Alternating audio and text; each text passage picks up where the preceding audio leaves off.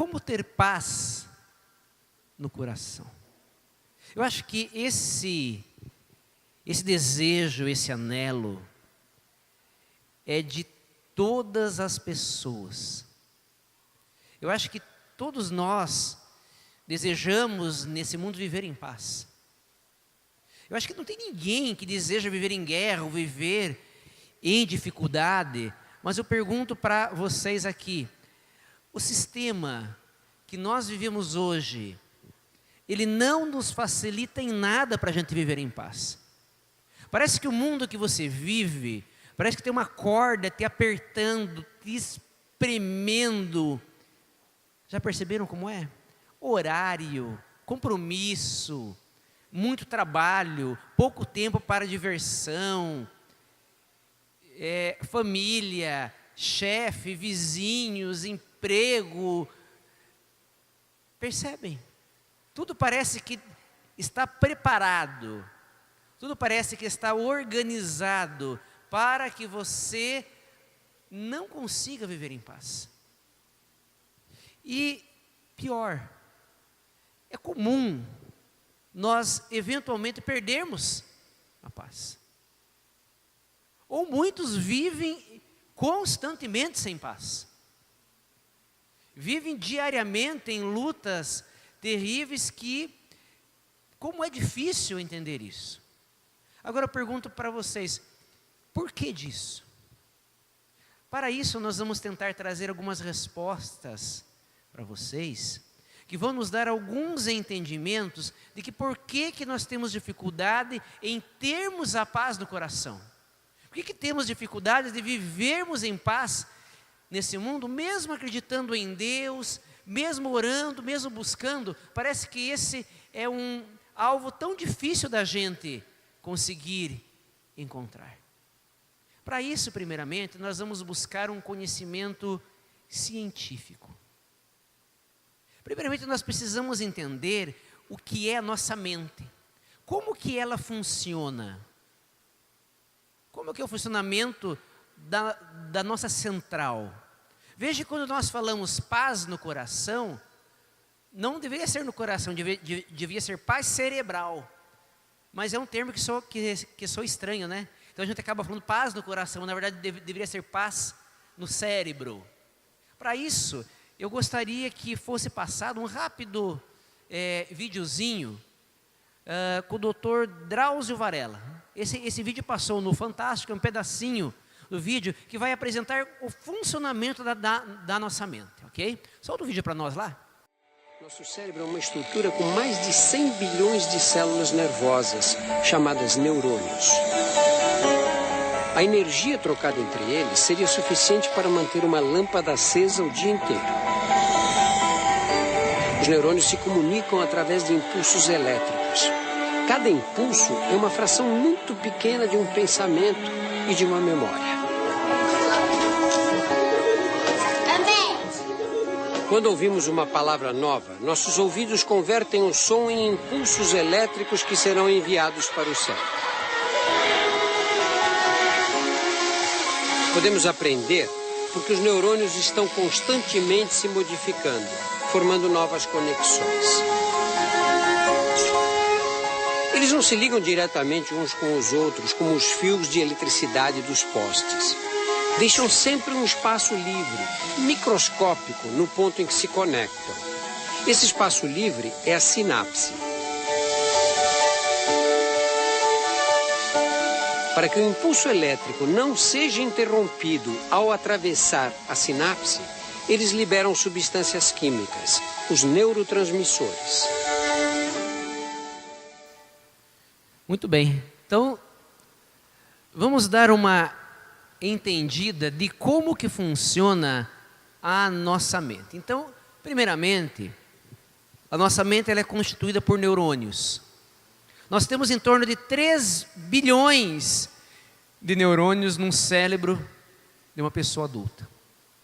E por esses neurônios, que são as células nervosas que compõem o cérebro, passa uma coisa chamada de energia. Esses neurônios, conforme nós vimos, eles não se tocam. Mas eles têm a capacidade de fazer inúmeras conexões. Então eles se ligam com diferentes neurônios. E dessa forma, essas 3 bilhões de células, esses 3 bilhões de neurônios, eles conseguem fazer inúmeras e diversas conexões. Quanto mais novas conexões a pessoa tem, mais ela aprende. Quanto mais esses neurônios conseguem se conectar com outros neurônios, mais a capacidade de raciocínio que essa pessoa tem. Mas o que nos chama a atenção aqui é a questão do seguinte: como que é gerado um pensamento em nosso cérebro? O pensamento é gerado da seguinte forma: a energia vai passando de um neurônio para o outro, sendo transferido entre os neurônios. Conforme o caminho que essa energia faz de um neurônio para o outro, ele gera uma fração de um pensamento. Então entendam que essa energia é uma coisa muito rápida.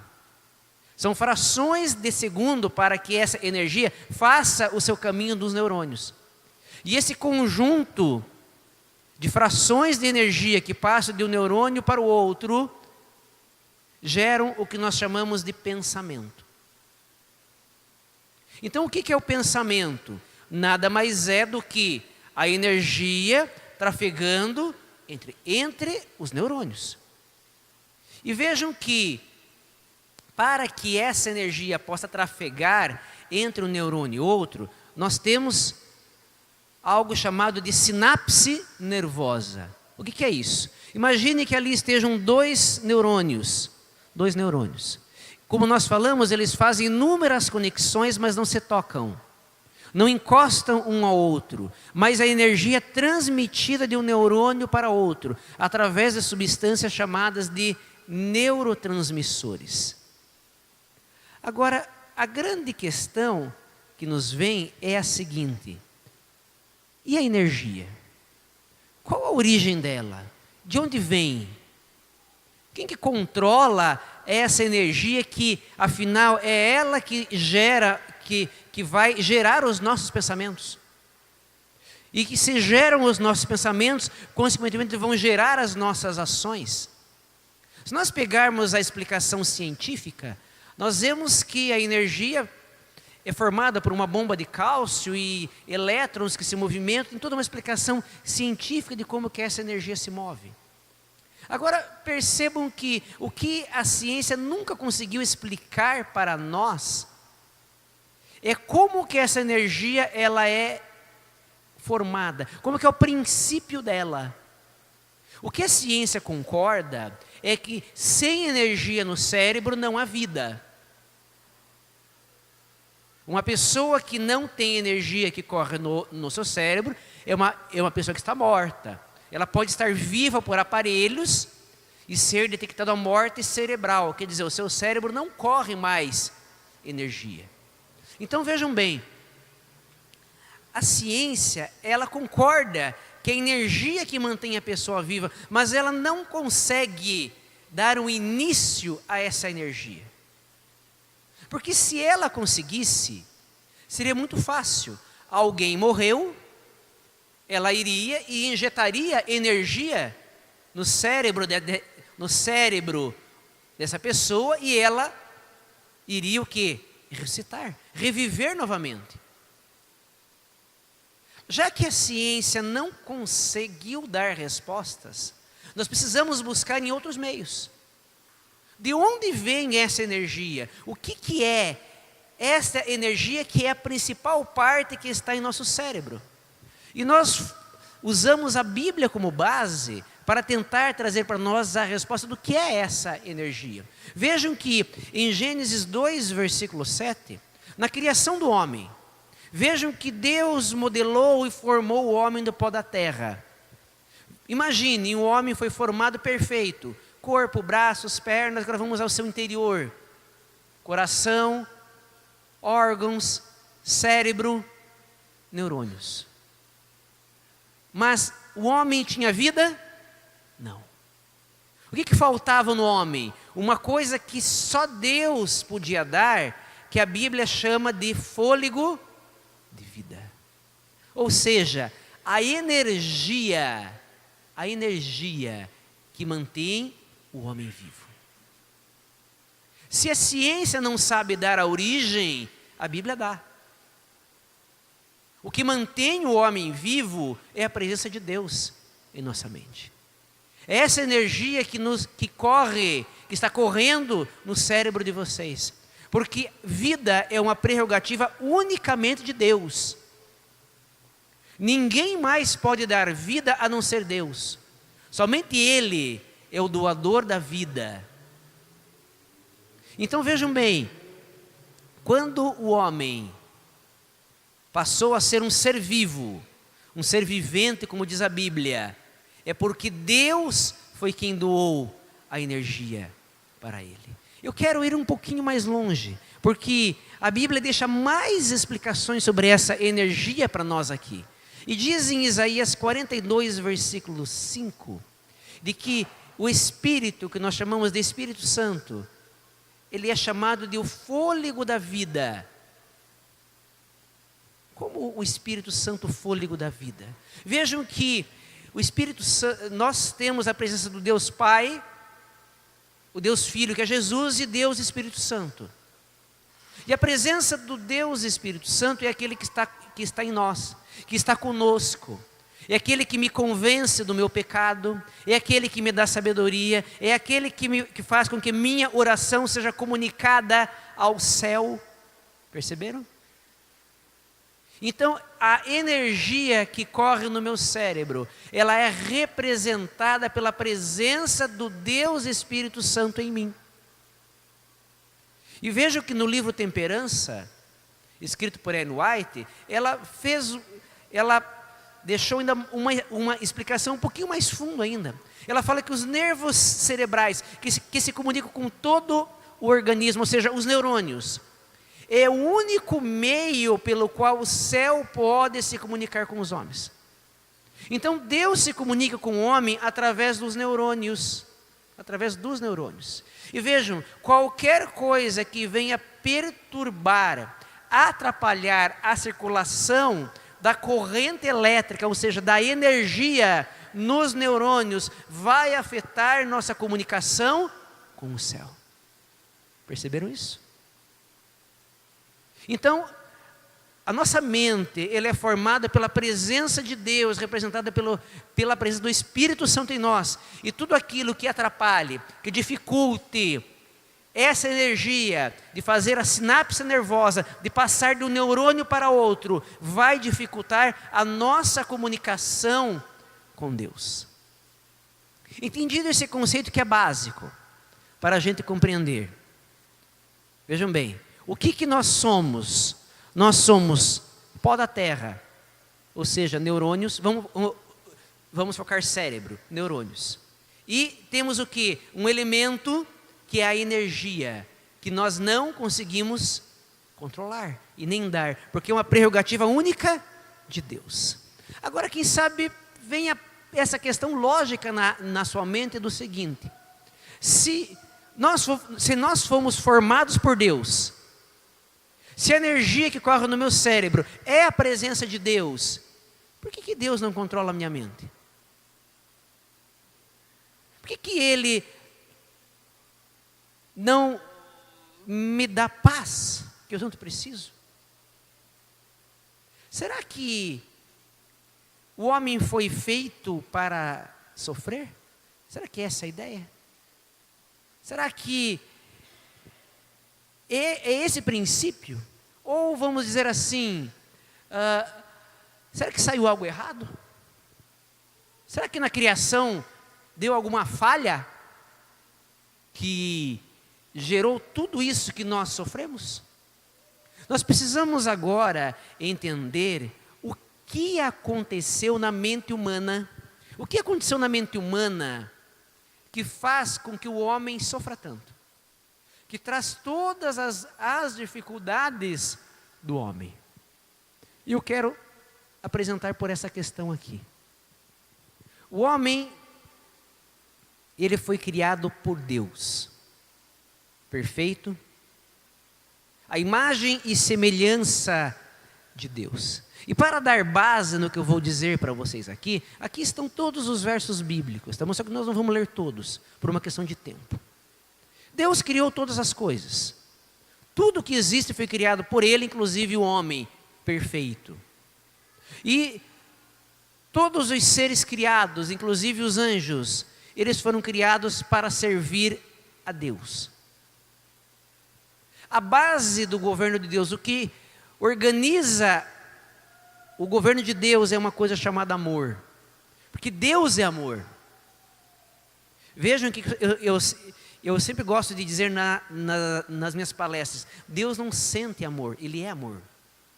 É a base. Nós sentimos amor, porque é um pouco da presença de Deus em nós.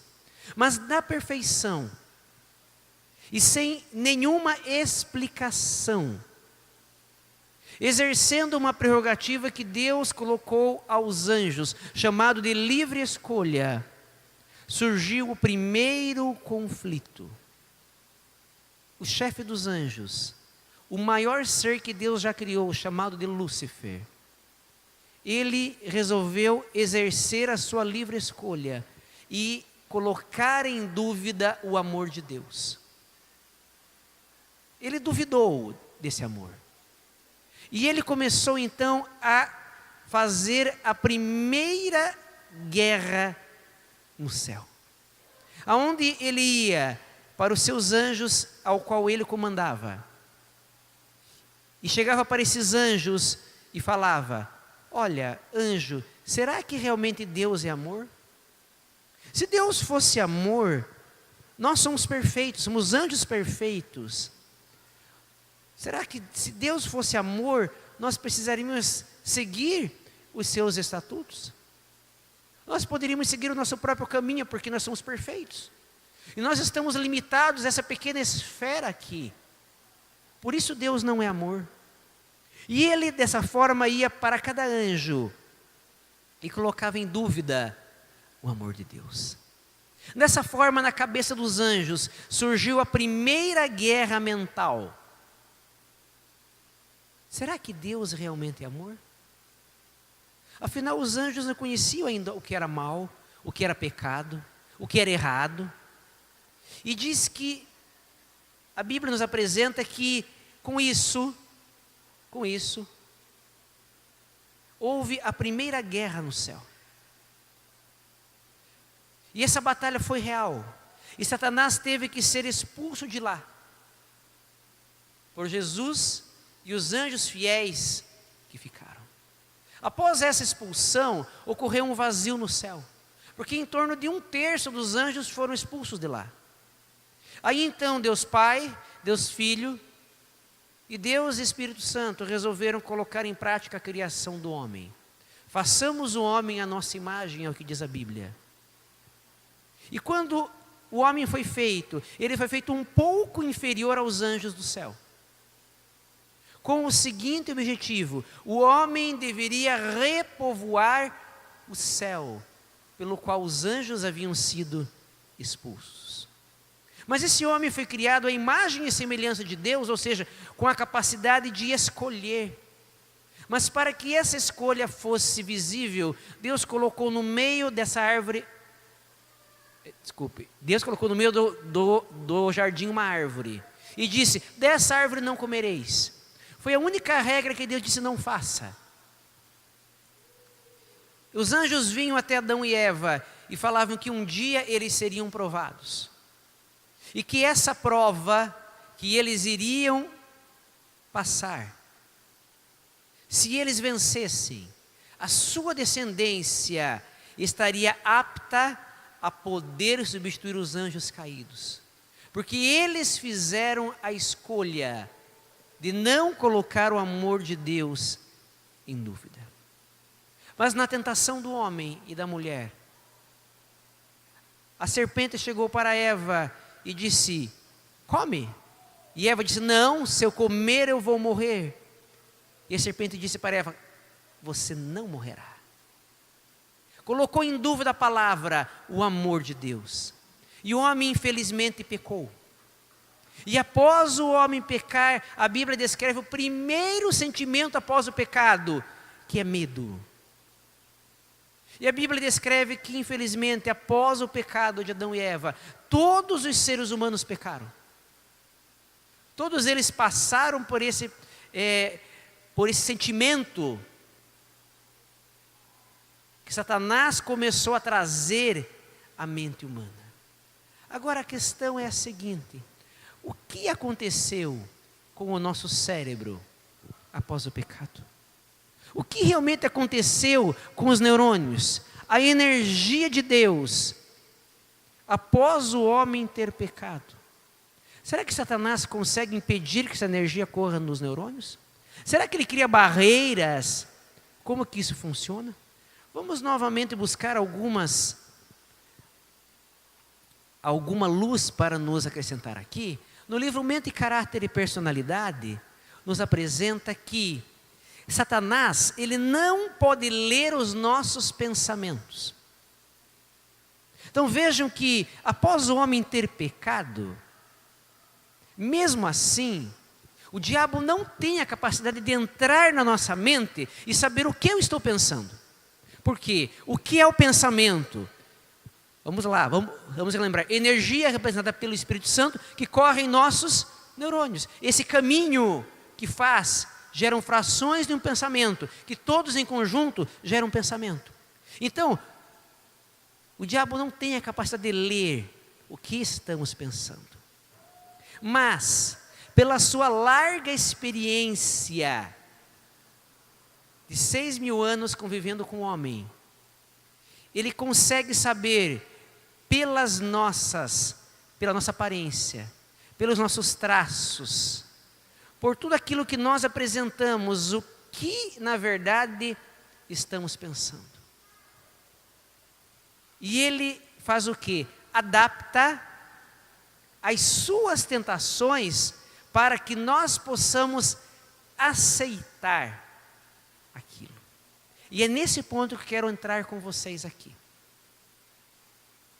O diabo não tem a capacidade de poder entrar no meu cérebro e sem a minha autorização, sem a minha escolha, estragar tudo. Mas ele faz o quê? Ele pode fazer a mesma tática que ele usou com Eva, que ele usou com os anjos do céu e que ele usa conosco hoje. Quais são? Essa tática chama 5 sentidos. O que é isso? Ele nos apresenta através da nossa visão, do nosso paladar, da nossa audição, do nosso tato, da nossa gustação.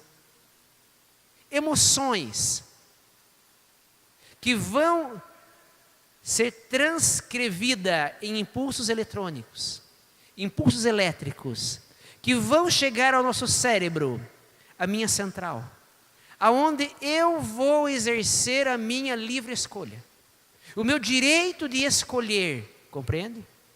A imagem e semelhança de Deus, o direito da escolha, aonde nesse momento, eu vou dizer, quero ou não quero, perceberam? Aceito ou não aceito. E a partir do ponto que nós aceitamos aquilo que Satanás nos apresenta, nós abrimos a porta da nossa mente para que ele possa entrar. E aí então, uma avalanche de coisas são colocadas dentro do nosso cérebro. E se nós continuarmos aceitando, pode chegar a um ponto, isso já é uma coisa muito avançada, dele ter domínio completo sobre nossa mente, chegando a uma coisa chamada possessão.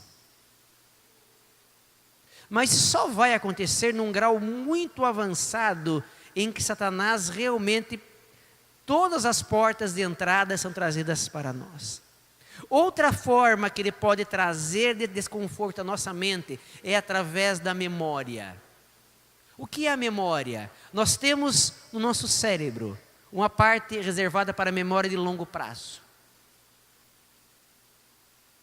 E Satanás consegue ativar essa memória, fazendo com que essa energia passe pelos mesmos neurônios, pelo mesmo caminho que um dia passou, trazendo novamente aquele pensamento a nós.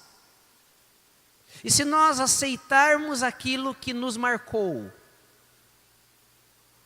nós estamos abrindo porta para que ele também possa influenciar a nossa mente. E aqui eu quero falar um pouquinho mais para vocês aqui. Existem muitas pessoas com marcas profundas na sua memória. Pessoas que, quem sabe, na sua infância sofreram muito, passaram fome, apanharam muito dos pais. Pessoas que sofreram, quem sabe, abusos na sua infância. Ou mulheres que tiveram casamentos traumáticos.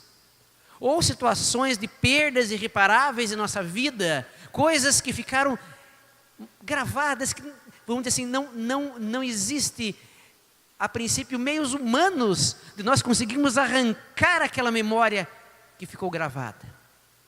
Mas vejam bem, cada vez que Satanás vai lá e cutuca essa memória, e aquilo volta na minha mente, quando eu aceito a sua ideia, isso me traz enorme sofrimento. Isso pode me trazer enorme amargura. Isso pode me trazer rancor. Isso pode me trazer falta de perdão. Sentimentos que nos tiram a paz. Isso pode me trazer medo. Isso pode me gerar ansiedade. Perceberam?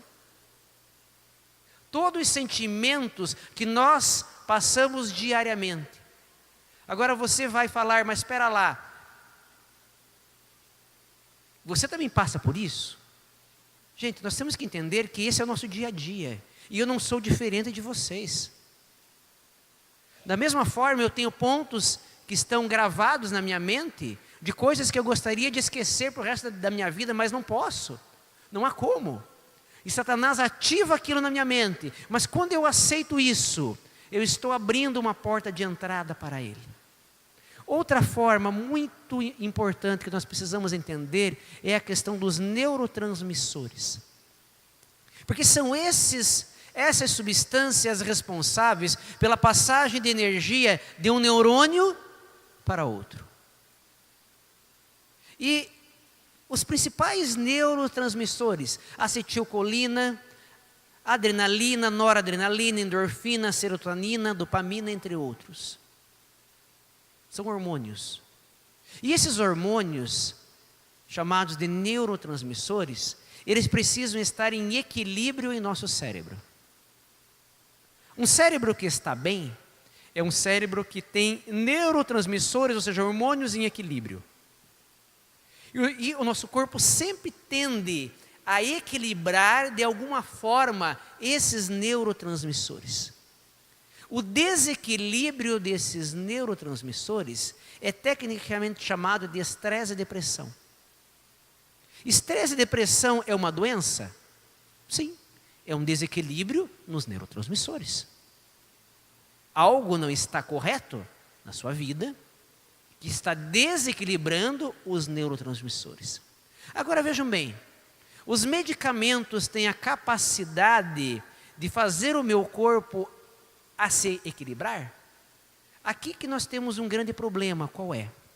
Quando você toma um medicamento, a tendência é que você coloque artificialmente uma quantidade, ou que teu corpo produza uma quantidade daquele ou daqueles que estão em desequilíbrio.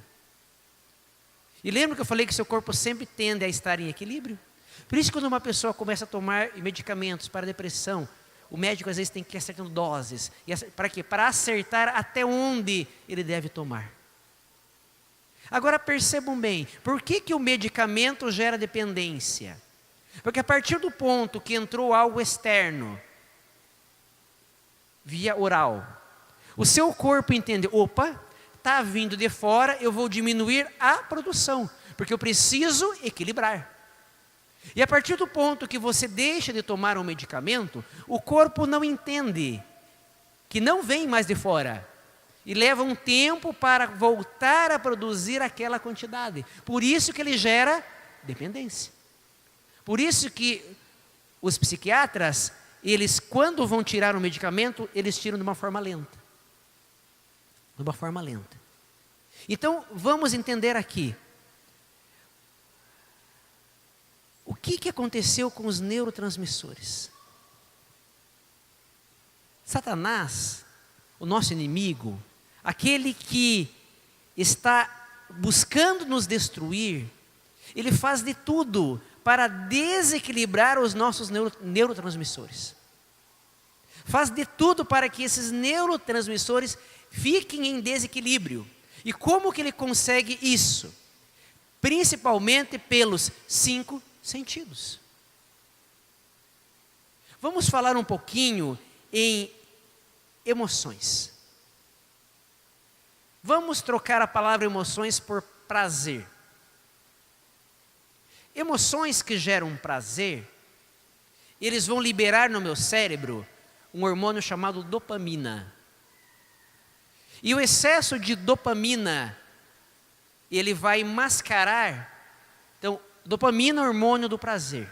O excesso de dopamina, ele mascara a produção de serotonina, que é o hormônio da felicidade. Então vejam que tudo aquilo que me gera prazer instantâneo, prazer imediato, ele está mascarando ou está diminuindo a serotonina, que é o hormônio da felicidade. Esse é apenas um exemplo de como as tentações, aquilo que chega para nós, pode nos afetar.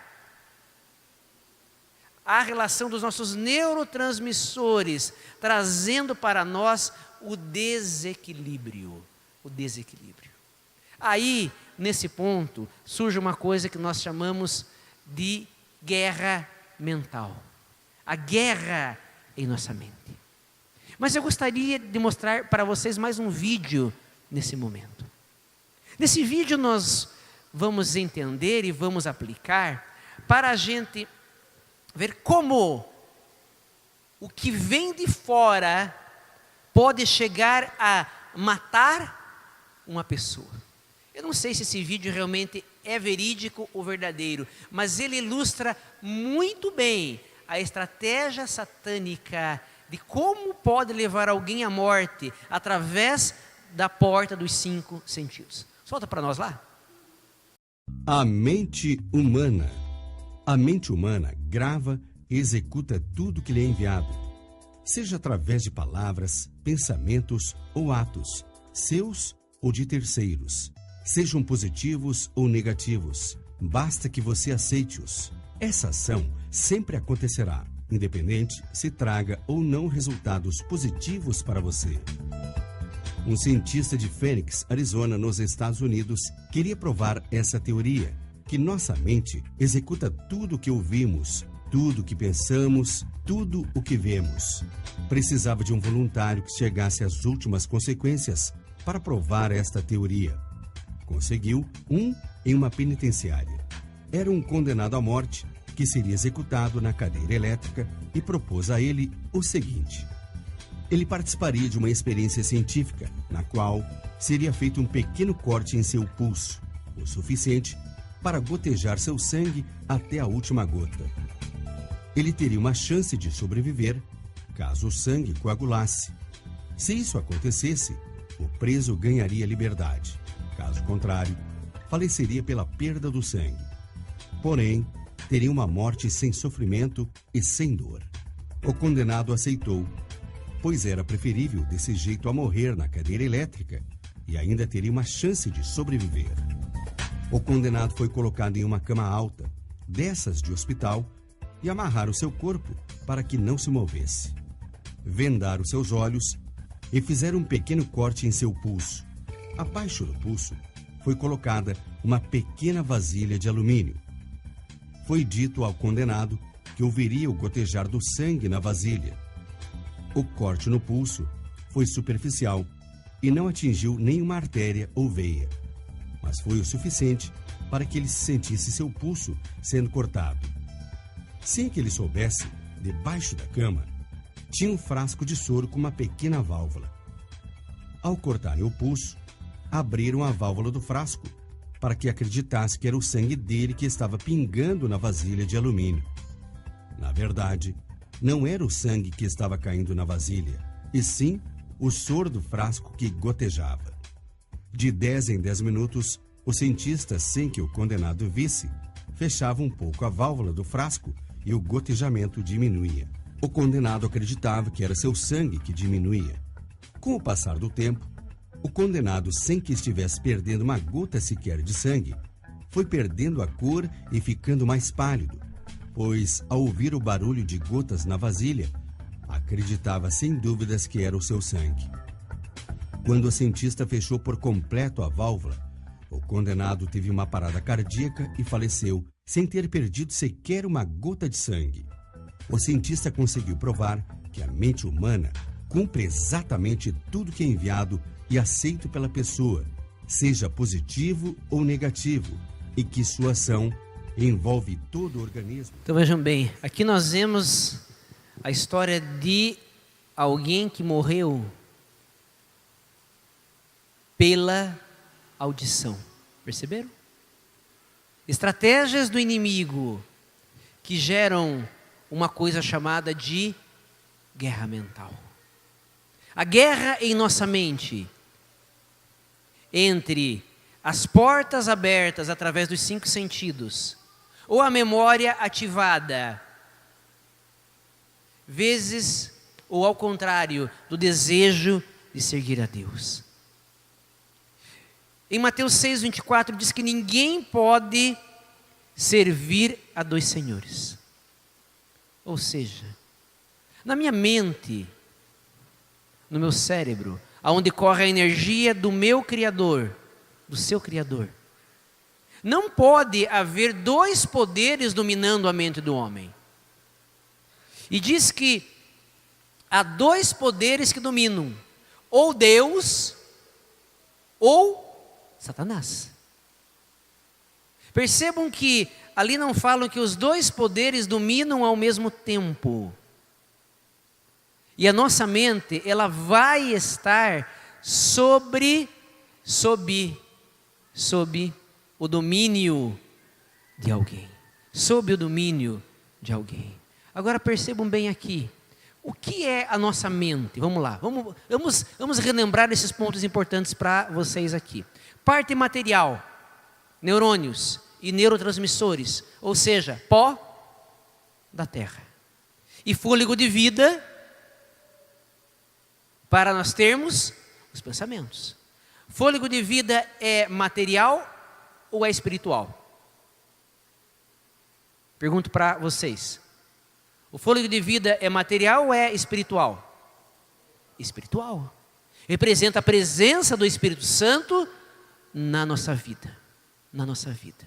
Agora eu pergunto para vocês, por que a mente adoece? Por que a mente fica doente? Será que o que está doente é o material ou é o espiritual? Perceberam? Estão entendendo a linha de raciocínio onde eu quero que vocês pensem aqui? Se na nossa mente nós temos a parte material e temos a parte espiritual, o que adoece? Será que é a parte material ou será que é a parte espiritual? O que está de errado nesse sentido? Vamos novamente buscar algum apoio na ciência, e eu busquei um artigo já bastante antigo, mas que nos apresenta bem aqui. Revista New Week americana, uma das principais revistas científicas, num artigo de 2004, apresenta um artigo da Universidade de Harvard, onde diz que mente e corpo são inseparáveis, que tudo aquilo que a mente faz interfere em todo o mecanismo do meu corpo.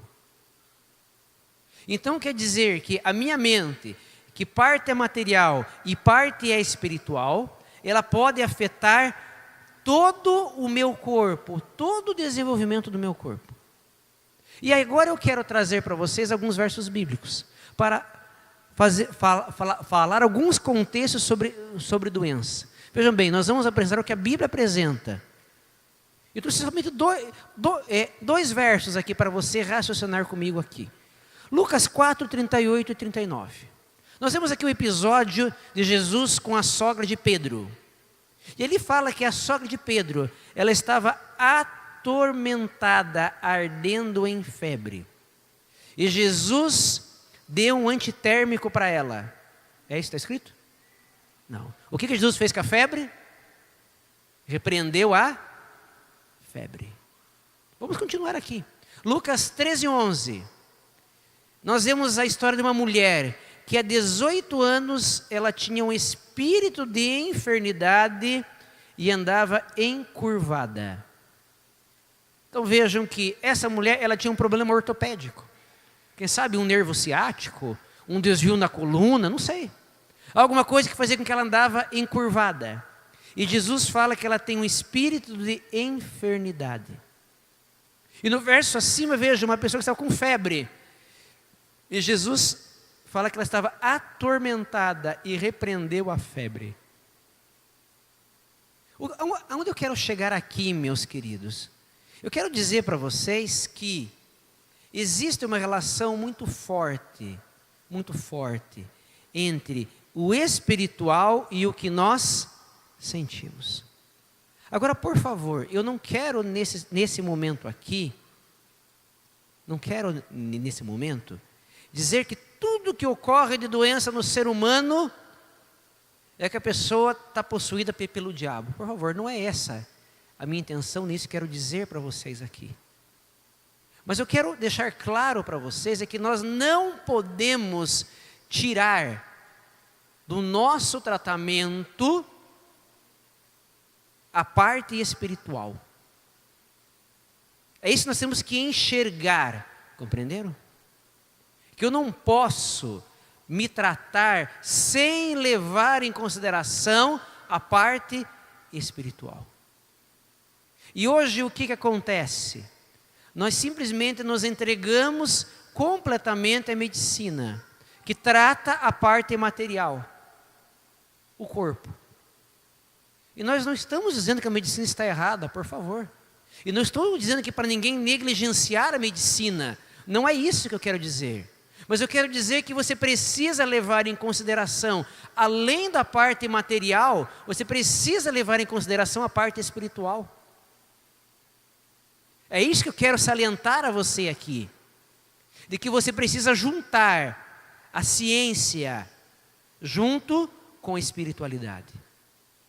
Você vai juntar o conhecimento da ciência junto com a presença de Deus dentro de nós.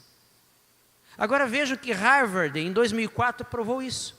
Que tudo aquilo que está na mente afeta o nosso corpo. Agora percebam que Ellen White escreveu já em 1900, dizendo que a enfermidade da mente reina por toda parte. E que de cada 10 doenças, 9 estão ligadas à mente. E que para muitas doenças serem curadas, elas precisam ser restauradas à saúde mental. Perceberam? Agora, isso é uma tarefa fácil? Não. Minha esposa hoje estava com febre. E ela sabe desse assunto aqui, e ela falou para mim: por que você não ora e não pede para Deus repreender a minha febre? É fácil, gente, para nós. Porque sabe, falta-nos fé, falta-nos conhecimento, falta-nos entregar inteiramente nas mãos de Deus, falta-nos acreditar totalmente nesse Deus poderoso.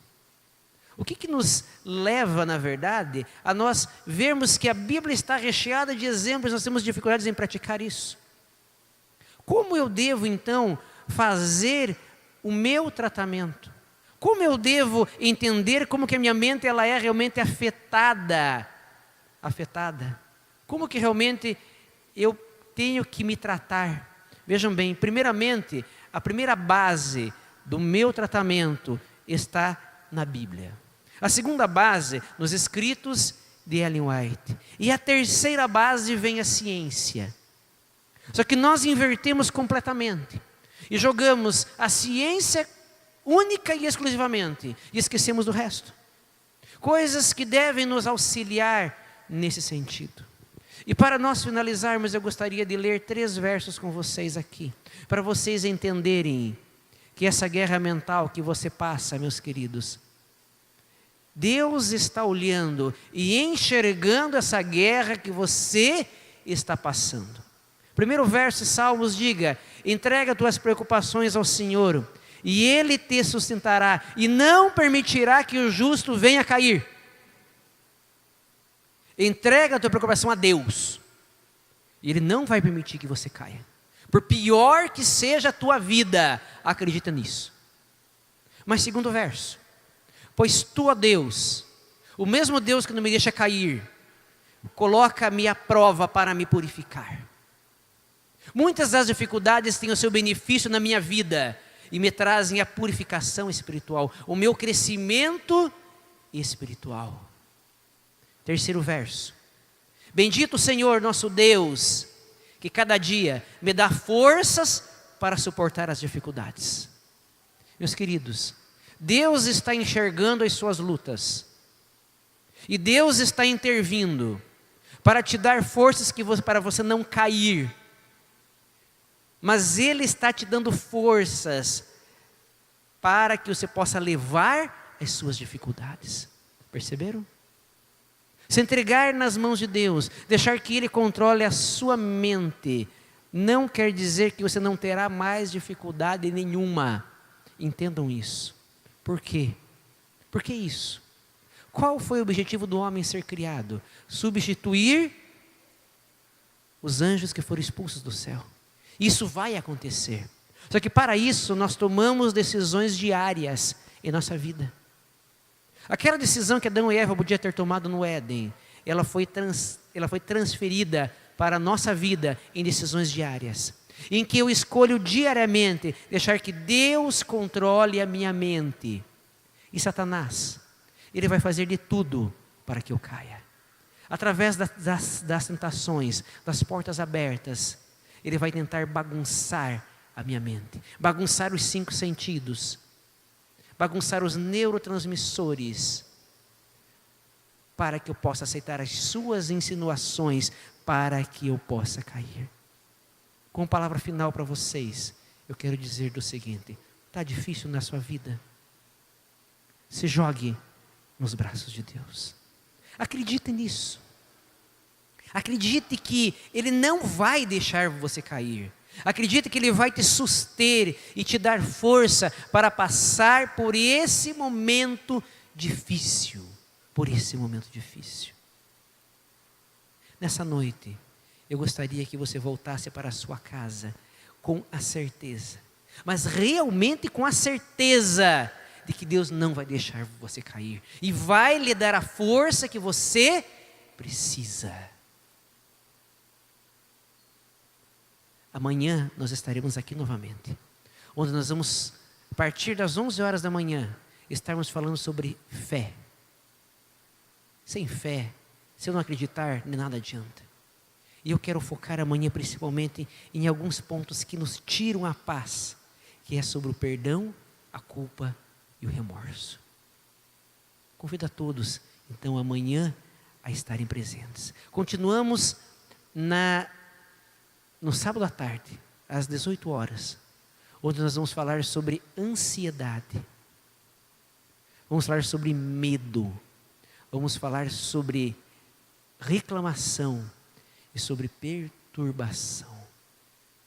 Encerramos no domingo à noite, onde vamos falar sobre como vencer o pecado que nos domina. Venham todos, aproveitem, convide os seus amigos a participar. Esse é meu desejo para essa igreja em nome de Jesus. Amém.